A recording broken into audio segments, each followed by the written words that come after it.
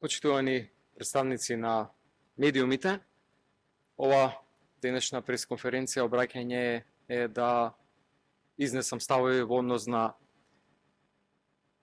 тоа што премиерот и од владата генерално доаѓа како информација во однос на следни чекори во делот на активностите во областа на правосудството.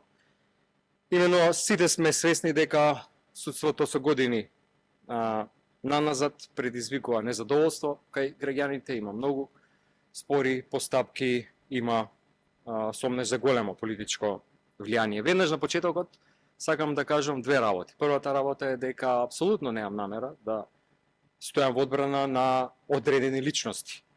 И втората работа, сметам дека ниту една влада во изминатите 3 децении и повеќе години не направила доволно за да се случат вистински реформи во правосудството, нешто што граѓаните навистина го заслужуваат, сакаат да го видат, и поради чие неслучување практично сега има огромен гнев.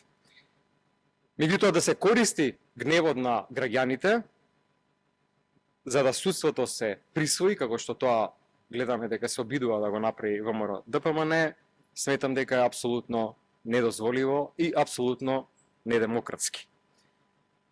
Се поставува прашањето дали ВМРО ДПМН сака тоа да го направи, ставањето на партиска капа врз судството, за да заштити некои своји неправилности, криминали во работењето, а ние секој ден откриваме и ќе откриваме во следниот период се повеќе и повеќе скандали.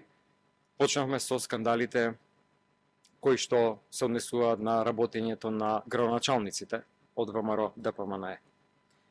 Заканите на премиерот дека ќе се случил народ на судството е порака дека тој признава судство само по своја мерка и дека не сака ниту подобро, ниту пак независно судство. На некој начин таа изјава е оксиморон, односно со партиски протести ќе се борат против наводно партизирано судство. И нема поголем доказ од тоа дека крајната цел е само партизација. Наместо се спроведат вистински реформи, кои што сега за прв пат после толку години се на маса, ќе се протестирало, тоа е апсурд и политика без преседан. И доколку се случат и продолжат такви притисоци во целокупниот правосуден систем, верувајте, довербата од 2% ќе се намали на 0 во следниот период. Меѓутоа, ние сме го виделе ова сценарио, сите знаеме како завршува и како функционира судството кога ВМРО ДПМН ќе го стави под свое. Вистинските промени може да се случат само доколку се случат вистински реформи, а не со притисоци и со закани.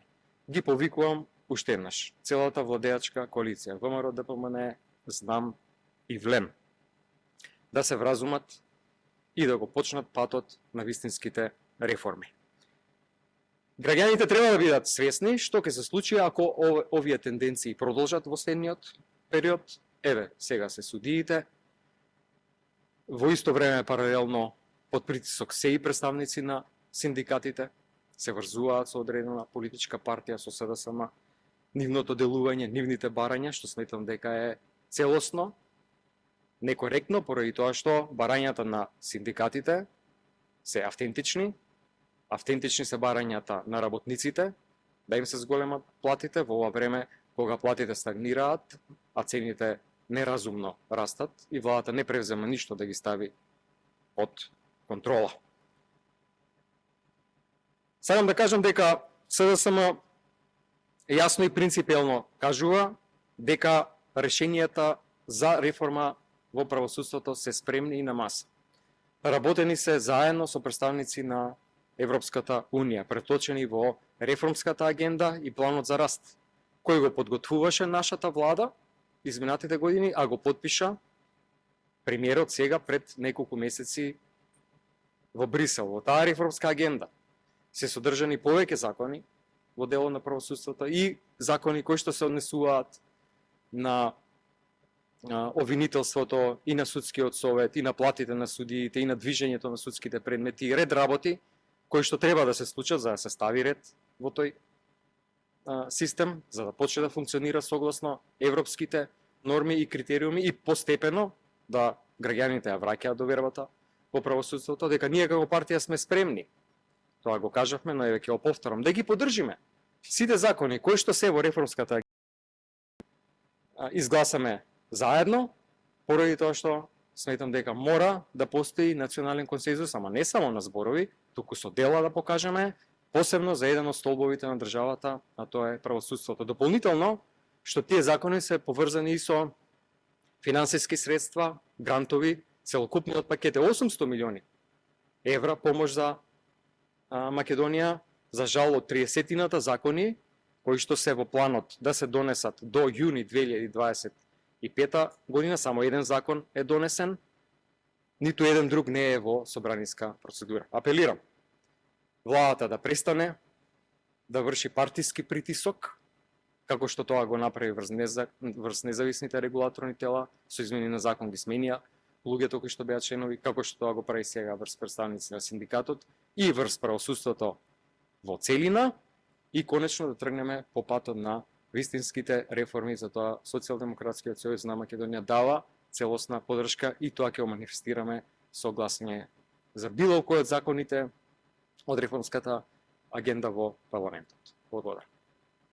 Да, повелете.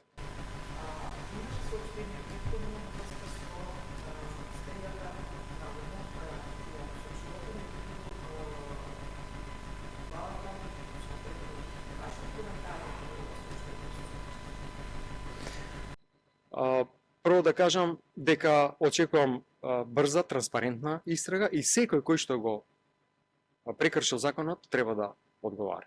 Мислам дека е апсолутно некоректно и непринципиелно да се доведува Социјалдемократскиот сојуз во некаква врска со тие бизниси, со Пуцко Петрол, кога видовме дека во изминатиот период огромен број на постапки и тендри кај градоначалници на ВМРО-ДПМН од страна на нивни министерства ги добила токму таа компанија. Така да, очекувам брза, очекувам транспарентна истрага, ќе повторам, секој кој што го прекршил законот мора да си понесе одговорност.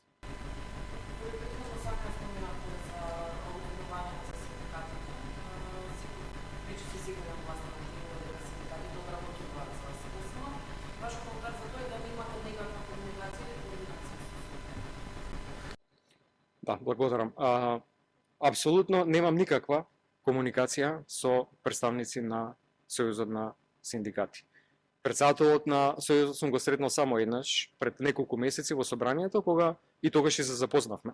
Едноставно не сум го знаел председателот ни порано, кога дискутиравме за правата за и барањето на вработените во секторот образование.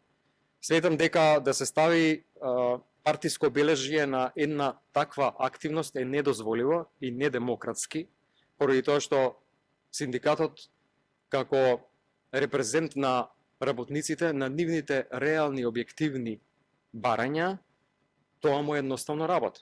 Ние во изминатиот период, тоа кога водевме владата, покажавме што значи вистинска грижа за работниците.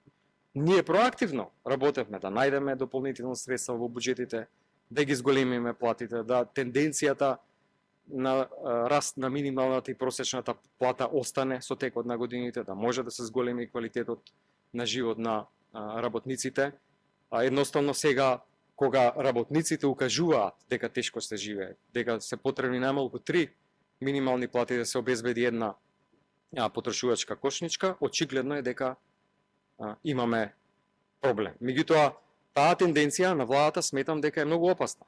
Тоа значи дека они ќе му фрлат партиско обележје на било кое барање, на било која група на луѓе, кога имаат реални проблеми, кои што проблеми владата едноставно треба со својата работа да ги реши. Впрочем, затоа се тие тука, не да ги критикуваат барањата и да ги набележат дека се обоени со ваква или таква партиска боја или да бараат некаква конекција.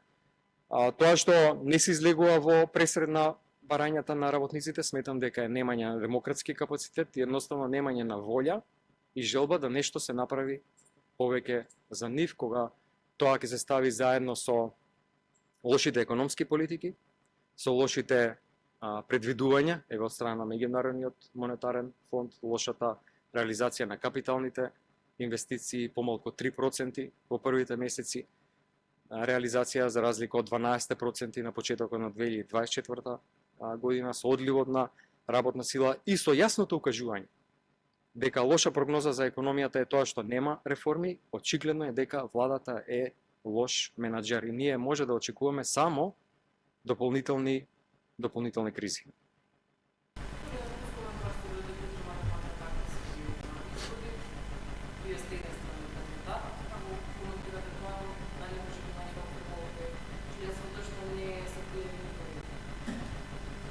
Не, напротив, сметам дека тоа е одраз на консолидацијата на партиското членство, на кое што јас интензивно работев во изминатите 9 месеци. Веќе се пријавени поголем број на гласачи, се регистрираа за гласање, отколку во претходниот циклус, и тоа што имаме интензивни средби на ниво на сите општински организации, на кои што состаноци доаѓаат огромен број на членови, кои што до пред некое време едноставно покажувајќи револт не се појавуваа на тие состаноци, а сега се присутни и сугерираат, учествуваат во процесот на градење на политики. За тоа е за мене само еден знак дека консолидацијата е веќе настаната и ние продолжуваме во следниот период да се спремаме за локалните избори кои што ќе дојдат на есен. Благодарам.